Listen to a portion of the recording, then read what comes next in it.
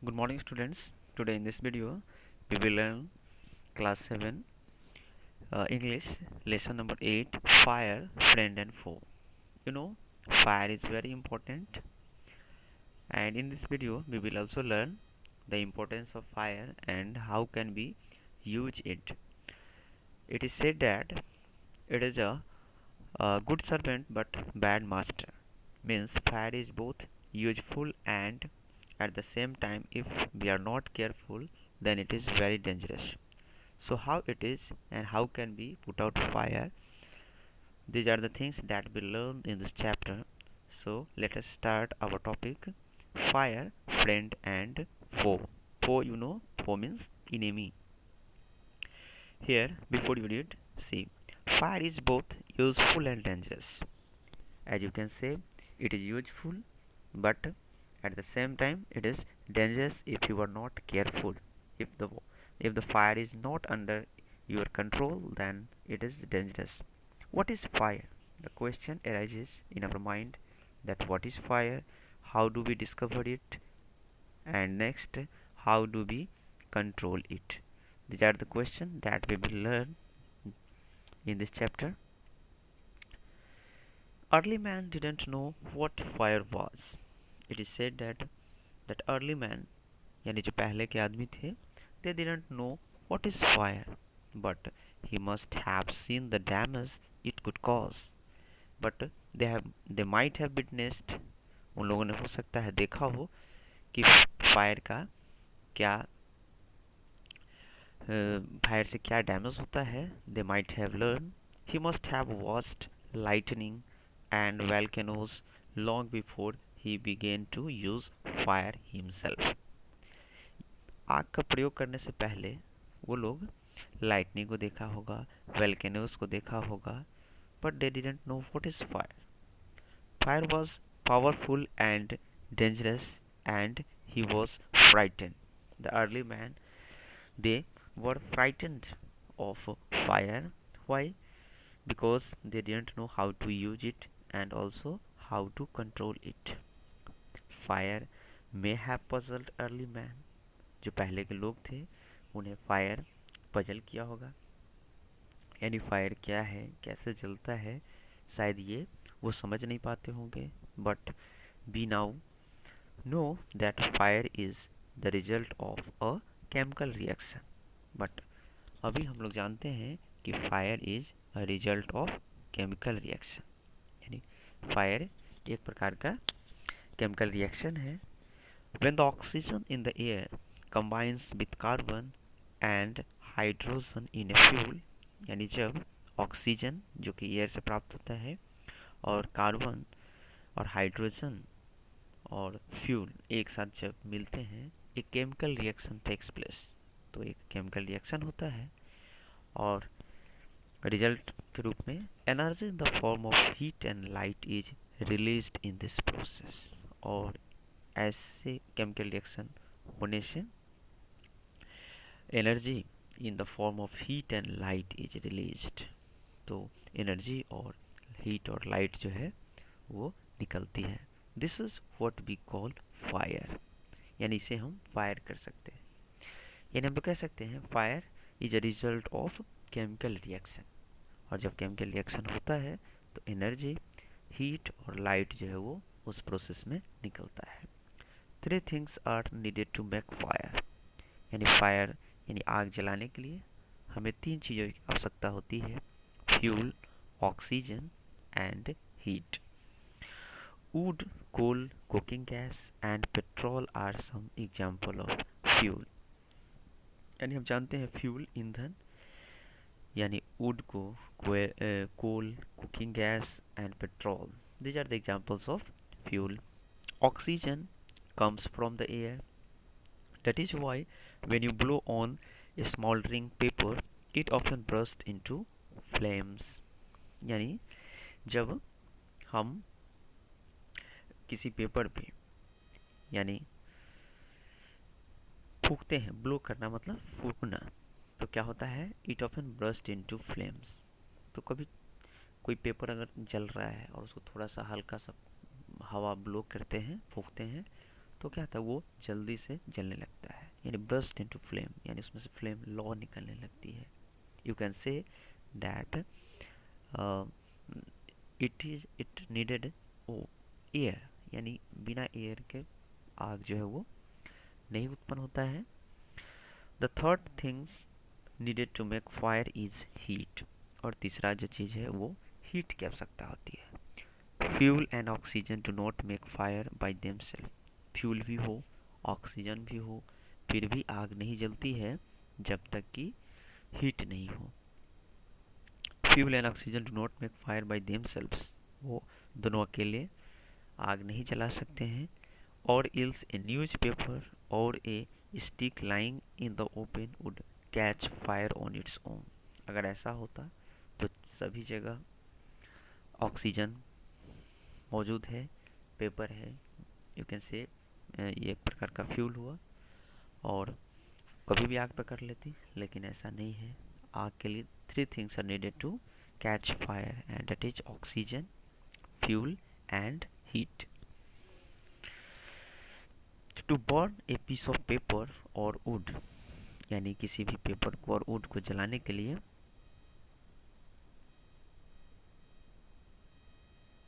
B heat it before it catch fire, तो आग पकड़ने से पहले इसे हमें हीट करना होता है। We generally do it with a lighted match, और आग जलाने के लिए जनरली हम लोग क्या करते हैं, लाइटेड मैच की इस्तेमाल करते हैं। Every fuel has a particular temperature at which it begins to burn, किसी भी फ्यूल का एक अपना पर्टिकुलर टेम्परेचर होता है, और जब हीट उस टेम्परेचर पे पहुंचता है तब वो फ्यूल जलना प्रारंभ करता है, और जिस टेम्परेचर पर वो जलना प्रारंभ करता है उसे हम फ्लैश पॉइंट या Kindling temperature of the fuel कहते हैं। This temperature is called flash point. What is flash point? You can say the temperature at which any fuel starts burning, that temperature is called its flash point or kindling temperature of the fuel. It is sometimes said that fire is a good servant but bad master, यानी ऐसा कहा जाता है कि fire good servant है but bad master. It only means that fire is very useful as long as it is kept under control, यानी fire तभी तक बहुत उपयोगी है जब तक वो हमारे कंट्रोल में है। For instance we use it to cook our food. Now we use fire when you wake up and you go to sleep. We use fire in different ways, as like we use it to cook our food, यानी हम लोग खाना पकाने के लिए, warm our homes in winter, ठंड के महीनों में घर को गर्म करने के लिए, एंड टू जनरेट इलेक्ट्रिसिटी, बहुत जगहों पे इलेक्ट्रिसिटी यानी इलेक्ट्रिक यानी करंट को जनरेट करने के लिए हम फायर का प्रयोग करते हैं। But on the other hand, if fire gets out of control, it can be very dangerous. लेकिन जब आग हमारे कंट्रोल से बाहर हो जाता है, then it is very dangerous. Each year, thousands of homes and shops are damaged by fire. हजारों घर प्रत्येक साल आग के चपेट में आने से जल जाते हैं या बर्बाद हो जाते हैं। Vast areas of forest are also destroyed and hundreds of people are killed or injured.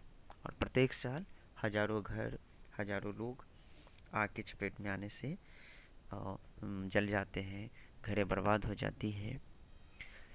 Just as three things are needed to start a fire, there are three main ways in which a fire can be put out. जिससे हमें तीन चीज़ों की आवश्यकता होती है आग को जलाने के लिए, जैसे हीट, ऑक्सीजन और फ्यूल। वैसे ही तीन चीज़ों की आवश्यकता होती है जिससे कि हम आग को बुझा सकते हैं, यानी there are three main ways in which a fire can be put out. In each one of the three things needed for burning is taken away. वो जो तीन चीज़ों की आवश्यकता होती है अगर उसे हम स्टॉप कर दें तो बर्निंग स्टॉप हो जाएगी, यानी जलना बंद हो जाएगा। For example, we can take away the fuel if the fire has no fuel to feed on, no burning can take place. अगर फायर को अगर हीट नहीं मिलेगी, फ्यूल नहीं मिलेगी, तो क्या होगा, फायर बंद हो जाएगा जलना। We often let a fire die out simply by not adding more fuel to it. अगर हम फायर में फ्यूल ऐड नहीं करेंगे तो जैसे ही फ्यूल समाप्त होगी फायर भी बंद हो जाएगा। तो ये was the first way in which a fire can be put out. Put out means बुझाना। The second way of putting out a fire is to prevent oxygen from reaching it.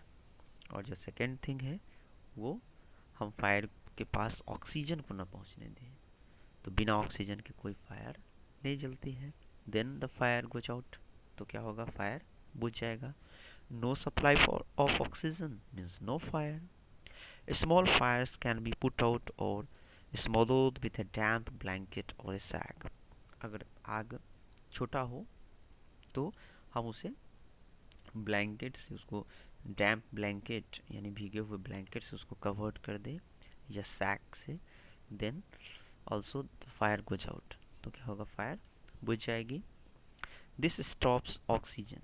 ऐसा करने से क्या होता है, वो जो डैम्प ब्लैंकेट है भीगी हुई, वो क्या करता है, ऑक्सीजन को आग तक पहुंचने नहीं देता है। This stops oxygen reaching the burning materials, यानी वो जलते हुए आग में को ऑक्सीजन पहुंचने से रोक देता है। Sometimes carbon dioxide is used to extinguish fire. कभी कभी कार्बन डाइऑक्साइड एक्सटिंग्विशर भी यूज़ किया जाता है to stop fire. It does not allow oxygen to reach the burning material. और वो क्या करता है, ऑक्सीजन को बर्निंग प्लेस पर पहुंचने नहीं देता है। And ultimately the fire goes out. The third way of putting out a fire is to remove the heat. और तीसरा है कि अगर हम रिमूव कर दे हीट को, then it will stop burning. If the temperature can be brought down below the flash point, the fuel stops burning. यानी अगर फ्लैश पॉइंट से टेम्परेचर को नीचे कर दिया जाए तो ultimately the fire goes out, यानी कि आग बुझ जाती है।